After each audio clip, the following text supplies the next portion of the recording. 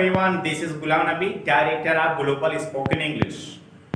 आप कैसे कहेंगे कि मुझे अंग्रेजी बोलने में परेशानी होती है, या मुझे अंग्रेजी बोलने में दिक्कत होती है, या मुझे अंग्रेजी बोलने में समस्या होती है। इस तरह के वाक्य आपके पूरे दिन में कई बार आपको यूज करना पड़ता है, चाहे इंग्लिश स्पीकिंग हो या फिर आप इंग्लिश का न्यूज़पेपर रीडिंग कर रहे हो। मुझे बाइक चलाने में समस्या होती है, किसी को ट्रक चलाने में समस्या होती है, मुझे वहां पर जाने में दिक्कत होती है। ऐसे वाक्य अगर आपको नहीं आते हैं, आप मेरे साथ बने रहिएगा, आज मैं आपको समझाने वाला हूं। तो चलिए समझते हैं किसमें किस चीज का यूज होने वाला है और कैसे यूज होने वाला है। देखिए, फाइंड इट डिफिकल्ट टू, ये 4 वर्ड आपके आने वाले हैं। क्या आएगा? Find it difficult to.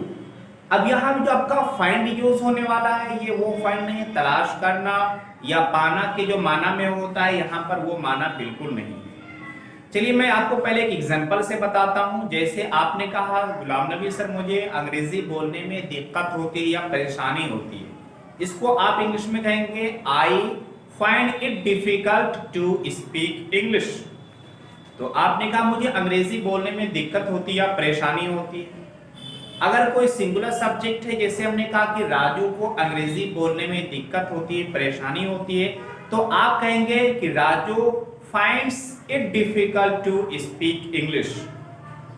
तो इसका मतलब ये हो रहा है कि इसका जो रूल और ग्रामर है, फाइंड में जो भी चेंजिंग करने वाले हैं ठीक 100% प्रेजेंट इंडिफरेंट टेंस के ग्रामर के हिसाब से ही चेंज करने वाला है, कोई उसे अलग नहीं है, जुदा नहीं है। तो अगर आपने कहा कि उसे अंग्रेजी बोलने में दिक्कत होती है, आपका इंग्लिश हो जाएगा he finds it difficult to speak English। ही की जगह पे अगर आप प्लूरल सब्जेक्ट कहते हैं कि उन्हें अंग्रेजी बोलने में दिक्कत होती है, तो आप कहेंगे they find it difficult to speak English। इन दोनों में आप डिफरेंस क्या देख रहे हैं कि ही के बाद में आपने फाइंड्स कहा, क्यों? क्योंकि प्रेजेंट इंडिफरेंट टेंस का रूल है कि सिंगुलर सब्जेक्ट है अगर और बात हाँ में है, तो वर्ब के आखिर में एस या यस लगता है। तो यहाँ पर फाइंड से आपका फाइंड्स हो गया एस लगा करके। लेकिन आप जब दूसरा एग्जांपल देख रहे हैं, तो वहां पे आपने देखा कि लिखा दे फाइंड, यानी फाइंड में एस या यस नहीं लगा हुआ है, क्योंकि इसका रूल ये हो जाएगा अगर आपका प्लूरल सब्जेक्ट होगा और बात हाँ में है, अफर्मेटिव में है, तो फाइंड में एस यस कुछ नहीं लगाने वाले। तो आपने कहा they find it difficult to speak English. अगर आपकी बात निगेटिव में हो जाए, तो आप कहेंगे कि उसे अंग्रेजी बोलने में दिक्कत नहीं होती है, तो आपका सेंटेंस हो जाएगा he does not find it difficult to speak English। और अगर प्लूरल कहेंगे तो आपका हो जाएगा कि they do not find it difficult to speak English। इन दोनों में क्या फर्क, क्या चेंजिंग आप देख रहे हैं? सिंगुलर सब्जेक्ट जब है तब आपने कहा कि he does not find it difficult to speak English। तो does not क्यों आया? क्योंकि सब्जेक्ट आपका सिंगुलर है, इसीलिए आपने कहा he does not find it difficult to speak English। और जब आपका प्लूरल सब्जेक्ट हो जाएगा तो कहेंगे they do not find it difficult to speak English। उन्हें अंग्रेजी बोलने में कोई समस्या नहीं होती, दिक्कत नहीं होती है। तो अब मुझे उम्मीद है कि अफर्मेटिव और नेगेटिव किस तरह से बनाएंगे वो चीजें आपके लिए अब क्लियर हो रही होगी, क्योंकि अगर प्रेजेंट इंडिफरेंट टेंस का रूल आपको पता है तो 100% वही तरीका होने वाला है। जैसे आपने कहा कि उसे बाइक चलाने में दिक्कत होती है, तो आपने कहा he finds it difficult to ride the bike। तो ही आपका क्या हो रहा है? सिंगुलर सब्जेक्ट हो रहा है, फाइंड से आपने फाइंड्स कर दिया, और इट आपने कहा, फिर डिफिकल्ट आप कहने वाले हैं। डिफिकल्ट में कोई चेंजिंग नहीं होगी, हमेशा डिफिकल्ट जो है डिफिकल्ट ही रहने वाला है। और उसके बाद आप टू लाने वाले हैं, और टू के बाद में हमेशा वर्ब की फर्स्ट फॉर्म रहेंगे, प्लस आपका ऑब्जेक्ट हो जाएगा। जिस तरह आप इसके एग्जांपल से समझ पा रहे हैं कि he finds it difficult to speak English, उसे अंग्रेजी बोलने में दिक्कत होती है, या आपने कहा कि he finds it difficult to ride the bike, उसे बाइक चलाने में दिक्कत होती है। इसको अगर आप नेगेटिव में कहेंगे तो क्या हो जाएगा, he does not find it difficult to ride the bike, उसे बाइक चलाने में समस्या नहीं होती है या दिक्कत नहीं होती है, परेशानी नहीं होती है। अगर कोई है उस, जैसे आपने कहा कि उसे खाना पकाने में दिक्कत होती है, कोई लेडी है कोई लड़की है, तो आप कहेंगे कि she finds it difficult to cook the food, यानी उसे खाना पकाने में समस्या होती है। अच्छा, यहाँ पे हम लोग फाइंड कहते हैं तो डा को इतना निकालने की जरूरत नहीं है, आप इस तरह कह सकते हैं she does not find it difficult to speak English, कि एन और डी जब साथ में आता तो डा का प्रोनाउंस आप बिल्कुल ना के बराबर करेंगे। तो आपने कहा कि उसे खाना पकाने में समस्या नहीं होती, she does not find it difficult to cook the food. इस तरह के सिंगुलर का एग्जांपल हो गया। चलिए मैं अपने लिए कुछ करता हूं, जैसे कि बहुत सारी चीजें हैं हमें काम करने में समस्या होती है, या हमने कहा मुझे सुबह सवेरे उठने में दिक्कत होती है। इंग्लिश का सेंटेंस हो जाएगा I find it difficult to get up early in the morning, I do not find it difficult to speak English. इसको हम नेगेटिव में कहेंगे तो हो जाएगा कि I do not find it difficult to get up early in the morning.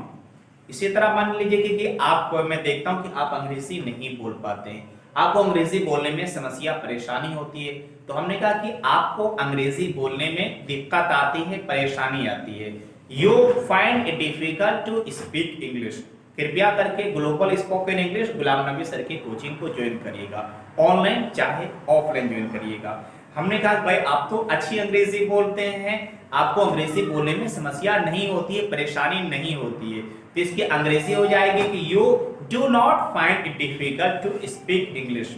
इसी तरह मान लीजिए हम सबको दोनों को बोलने में समस्या होती है, तो हमने कहा कि यार हमें अंग्रेजी बोलने में समस्या होती है, चलिए हम लोग कहीं अंग्रेजी की कोर्स ज्वाइन करते हैं।